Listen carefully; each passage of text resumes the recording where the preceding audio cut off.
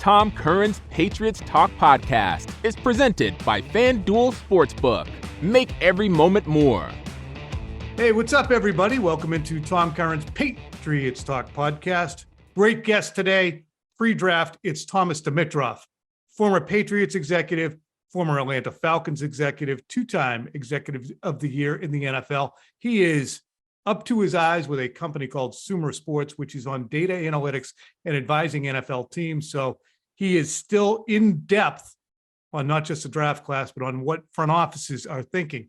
Thomas, of course, will be presented by FanDuel Sportsbook. Make every moment more. And I enjoyed these moments with Thomas Dimitroff. I hope you will too. Hey, what's up, everybody? Look at it. It's Thomas Dimitroff, former Patriots executive, former Atlanta Falcons executive, highly decorated individual in the personnel world, now works with Sumer Sports, which is marrying up with a number of NFL teams to give them data solutions. How are you? I am good, Tom Curran, as you guys call it up there. You and I have been talking that way forever. I'm so excited. I'm in our office in Atlanta, and thanks for having me on. I'm pumped. Hey, this is a great time of year. And here in New England, the Patriots are sitting there with a pile of draft picks. They're picking at their highest point since 2008 when they took Gerard Mayo at 10th overall. They're at 14. I'm going to put my glasses on so I can read my questions. One, hey, what's the best way, Thomas, to describe the Patriots draft room as you recall it? Look, I've been in different draft rooms all over the country, different times. When I was in Atlanta, we had 45 or 50 people in there. Arthur Blank had, we had designees, and we had like sort of part-time owners or partial owners. We had people everywhere. We had our pro staff there, college staff. We had coaches sifting through there. Absolutely opposite end of the spectrum with the Patriots, right?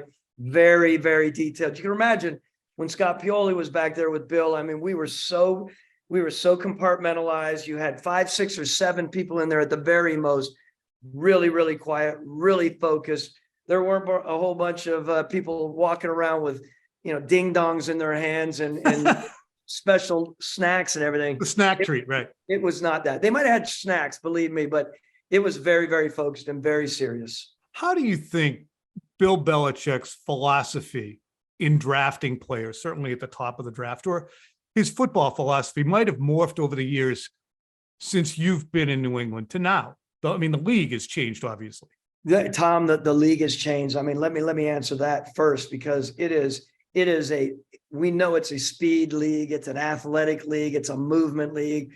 We've said this many, many times. It's a matchup league. You can't just get in there and go mano a mano and try to, rock people it's not all about power at the point, of course. I mean, look, things have changed. It's always been cyclical, but I just realized as I've been looking back over the last few years since I was, in fact, in New England, all the way through a lot of those years in Atlanta, right? I took over in 2008. That change in the approach to draft is, again, it's about athletes. It's about people that are movement. It's about taking the best player. Hey, look, the other thing is, back in the day, you had a lot of people that were, this is how you do it. You never draft running back this high, or you never draft a receiver. God forbid you move up like a guy like Julio Jones. Believe me, I was skewered for that, right?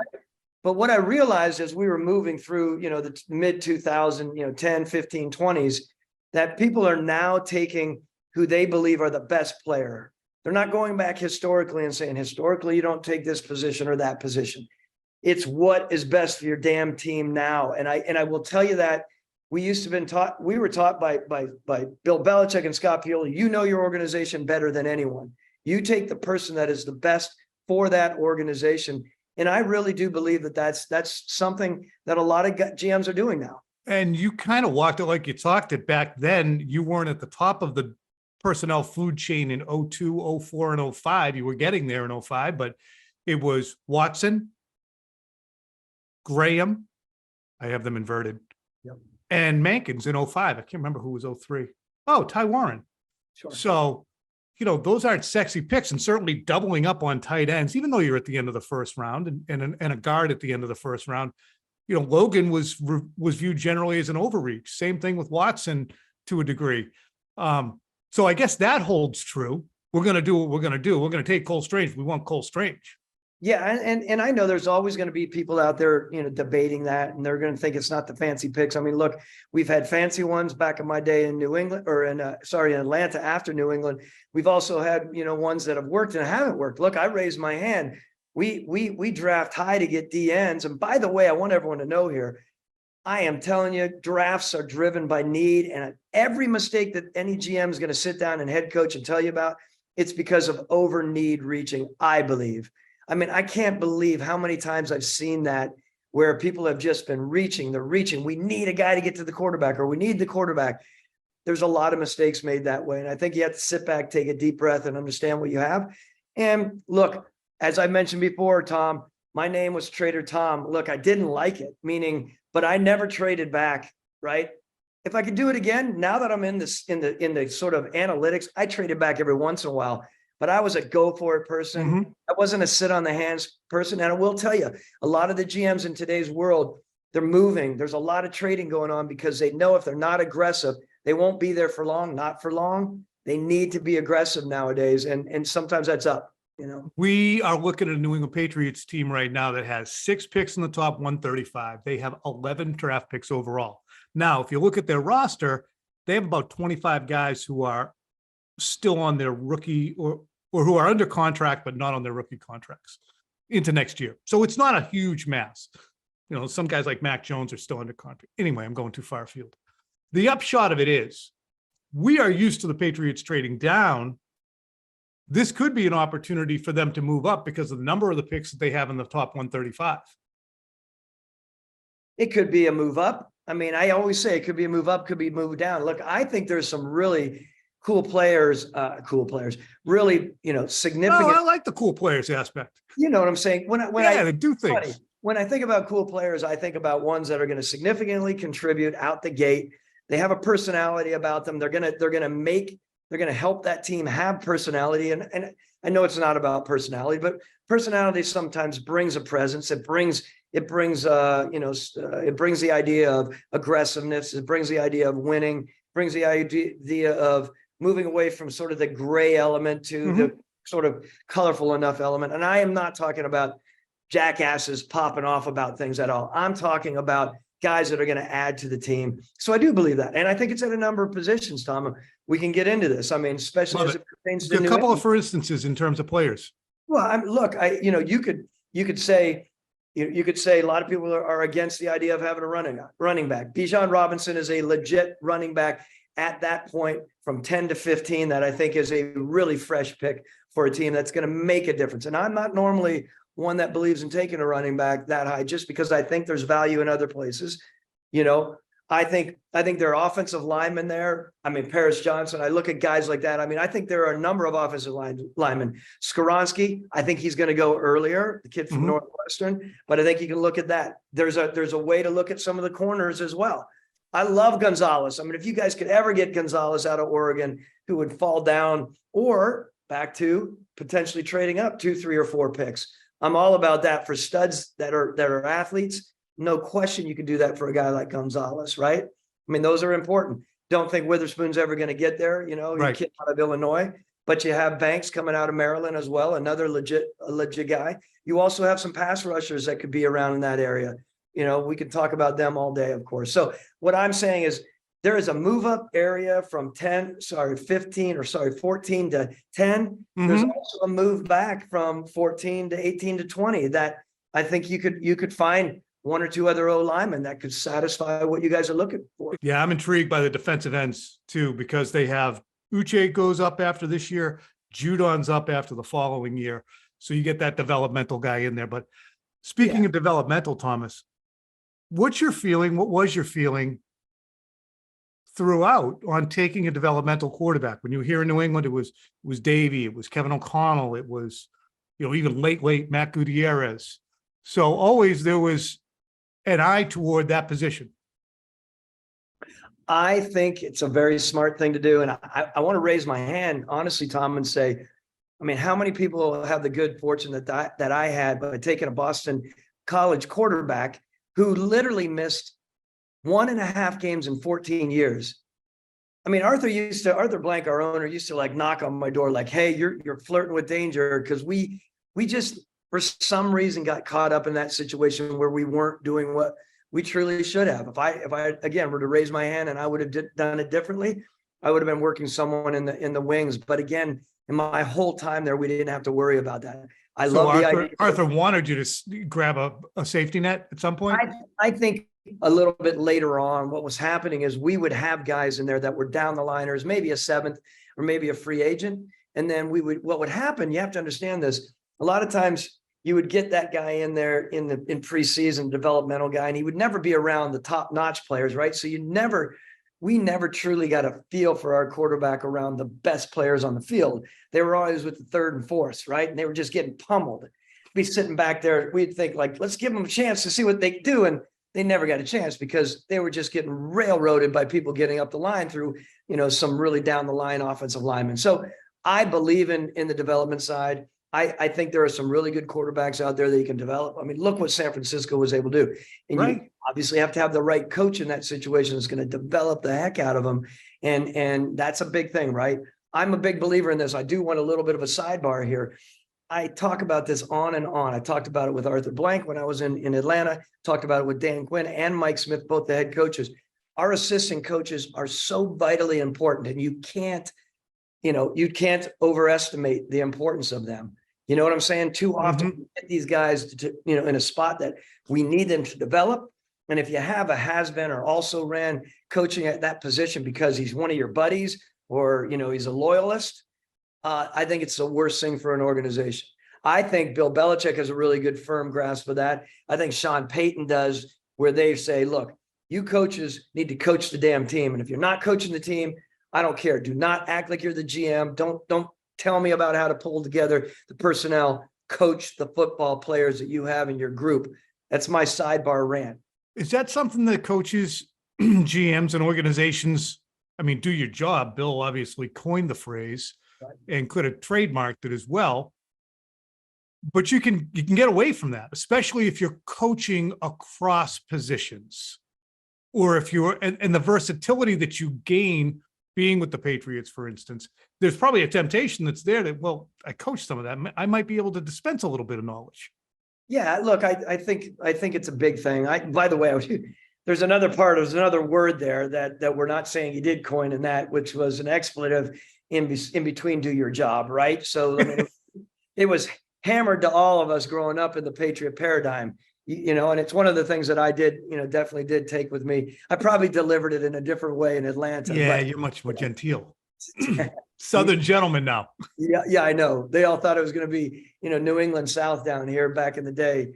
But anyway, so your point is what, Tom? Your point is what we're talking about, right? Being able to being able to coach. I want to make sure I'm in line with what. No, just sticking on. It's really an observation on my part. Even if you have cross-discipline ability as a coach, Matt Patricia, coach defense. He was on offense, judge, special teams, some wide receivers. Brian Belichick, Gerard Mayo. You do have to eventually stay in your lane. You have to stay in your lane because we all are experts in our area, right? Now we grow a little bit and we evolve, this is a great segue, and it's not too far off. When you're a general manager and you bring a new head coach on, right? Everyone thinks, it's really bizarre. Everyone thinks when that coach crosses that proverbial line, the next morning, he could be a D coordinator all his life. The next morning, he knows everything about every position on the field. It's the most ridiculous thing in the world. A guy like Bill, a guy like Andy Reid, and of course, Pete Carroll, they can do that. You get a new coach that crosses over the line, and now everyone in the building starts kowtowing to the head coach who just became a head coach who has never even scouted offensive players before, and you're agreeing with him, right? Yes, coach. Yes, we got it. It's one of the things I would tell any owner. If you're hiring the head coach, understand there's a transition period. Just because that guy becomes your head coach doesn't mean he knows how to put together an entire football team. It's a really important point. Yeah, it's interesting too to think of that in the context of all these teams with guys who do come aboard as assistants. And Bill O'Brien was asked yesterday during an access period, or excuse me, Matt Groh was asked during the access period how much he would lean on a Bill O'Brien during the draft because of his SEC knowledge, because of the time at Alabama. And Matt was like, hey, the more the merrier in terms of intel. How does a GM, not specific to the Patriots, because I know you don't want to be constantly, hey, these guys will do this. So not specific to the Patriots, but how does a GM get to the point where he's gleaned enough information? Well, I don't think they ever do. I think it's one of the reasons that I'm involved in the company I am right now. And this isn't even a pitch. There's so much, I've said this before, so much underutilized data there that can help with this process. It's an augmentation element that is out there. And I know your buddy across town who ripped me when I was at the Super Bowl telling me about, data and how crazy it was and how he didn't believe in a bit of it, which we'll talk about another time. But look, personally, I think you have to look into your people on your staff that are going to help you with putting together, your draft, for instance, right? You have to look at the coaches that you're dealing with, that you're potentially picking the players from, right? The college programs. Certain college programs produce offensive guards and tackles. Others are horrendous at it, not only because of the coach, but because of the system that they're playing. That's why there's so much out there that I think you can dig into much beyond. Believe me, at the core, I'm a football guy, football, old school person, grew up in it all my life. It's about what the dudes do on the video. But if you supplement with all the other information, I think you're going to be that much closer to not just shooting from your hip, right? I say this to everyone: get 32 general managers around this Zoom right now, and they would all say, so not an exact science. And oh my God, I shoot from my hips way too much more than I want to admit to my owner, who's paying me $3, $4, or $5 million a year. No one wants to admit that.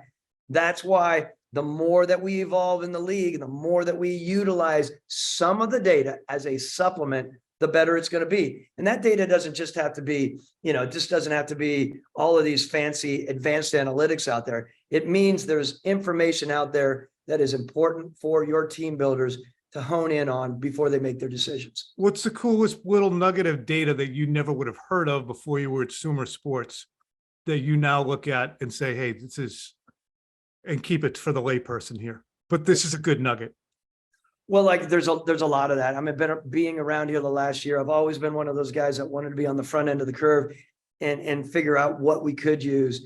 There are so many advanced analytics that are going into this algorithm that we're using. Again, if I'm trying to be basic about it, but we have 54 models that are dropping into this algorithm, from age curves to finance curves to injury curves to talent curves to roster value curves that we're coming up with. So look, every position has elements in advanced analytics and stats that you might look at and think, wow, if I would have had this back in 2008, 9, and 10, I might have had a little bit of a different approach to things. And would I have, and I think I mentioned this to you, and I don't want to repeat myself, would I have signed Julio Jones to the third contract that we signed to him back in the, I think it was 17, 18, I think it was, we were to have, the availability of some of this data? I would have always done what I did in the trade up, but as far as a re-signing, I wouldn't have done it. So I think it's the elements of finance out there that I would have been a lot more in tune with as far as moving forward and how it would affect the team. That stuff's complicated, though, in that Julio Jones comes to mean something to the community, to the owner, to the franchise, to the quarterback. So that's a value that's hard to measure, I would think. It's hard to measure, and you hit the nail on the head. You go in there and you go to the owner and you say, hey, look, I know you said publicly, Arthur Blank, that he is a Falcon for life, which, by the way, was complicated, right? I love Arthur, but it was complicated to negotiate that deal. Yep. When you have the main man, because the agent, Jimmy Sexton's coming to me saying, hey, man, I'm sorry. I got the video right here. I got it right here. And I tried to argue that the reality is we wanted him there. And to your point, he comes out of the tunnel. Everyone loved Matt Ryan in Atlanta. The place went crazy. You ratchet that up 5, 6, 7, whatever times that the South loved Julio Jones. So what I'm saying is you take some of this data and you present it to your owner and your head coach who are holding on for dear life. And you say, we'd love to have him too. Believe me, it was a big time move we made, but here's how it maps out. And here's how it may affect us not only in this year, but the next 2, 3, or 4 years. Financially, they start stepping back a little bit going, gosh, wow, I didn't look at it that way. Those are the kind of things where data can help you as well. You mentioned hanging on for dear life, and I wonder how, in your experience, there's no way you have a number, but how many coaches and GMs are entering next week seeing the mortality flash before their eyes? Because there's probably only 8 to 10 who are like, yeah, we're good. We either just got hired or we're coming off a great year. We're free and easy. I mean, there's got to be a lot of guys who are like up at night saying this could be it. All of it could go away. I mean, it's pressure packed. Yeah, no, you've hit the nail on the head on that as well. I think it could be upward beyond 55, 60. I mean, I just think everyone goes into this team building time and they're just, maybe one or the ones who won the Super Bowl. I've always said that's the only one that has no heat on their seat at all. And I say that that's the best GM, the best head coach in the world at that point. But as soon as we start training and play, getting ready for the season, that falls by the wayside. It's very complicated. And I will tell you, as a team builder in this stage, you're thinking about picking for the team, right? Ultimately, you don't care what people say around you. Ostensibly, you don't care. Don't buy that either. People are human, right? They want to make sure that they come out of day 1, 2, and 3, that their owner is up behind them. They want to know that in their building that the coaches are behind them. There's not a whole bunch of water cooler talk like, are you kidding me? Mm-hmm. We took A, B, and C and not X, Y, and Z. What are we thinking? This so-and-so, what is he doing to us? And you hate to think it, but the last thing you want as a general manager, especially as a team builder in charge of acquisition, is to come out and the next morning you wake up and the media is going crazy over what you did. The fan base is hurling invective left, right, and center on all of the radio shows. It's not a comfortable spot to be in, right? Ideally, you're not picking for the fan base, but you are picking to make sure that you are doing the right thing. And ultimately it's for the organization. And, you want to market your organization. The last thing you want is to be the dumbass. I hope I can say that, who makes stupid moves, right? Makes stupid moves. So don't be the dumbass. I mean, that should just be on a t-shirt. You can have that as a slogan. Don't be the dumbass. Thomas Dimitroff, Sumer Sports, longtime friend, longtime NFL executive. This was, again, a blast. I really enjoy having you. All right, that's a wrap. Back at you on Tuesday. Phil will be alongside as we get ready for the 2023 annual NFL Player Selection Night. Or just a draft, Tom. Just call it the draft. See you.